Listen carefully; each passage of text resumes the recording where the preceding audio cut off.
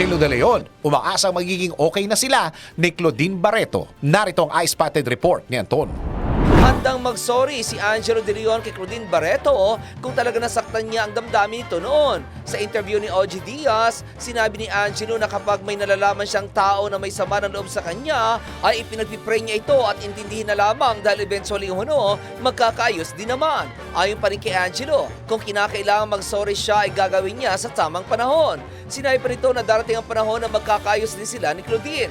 Bagamat hindi niya raw alam na may sama pala ng loob si Claudine sa kanya, pero baka nga nasaktan niya raw ang damdamin nito. Ayaw niya raw i-disregard kung nasaktan man niya ang feelings nito, kaya sana umano ay magkaroon ng pagkakataon na makapag-usap silang dalawa. Hangad niya raw na magkaharap sila ni Claudine para maging sincere ang kanilang pagbabati. At yan aking balitang showbiz para sa impilang metodong lakas, DWIZ. Ako si Anton, nagbabalita ng tama, naglilingkod ng tama.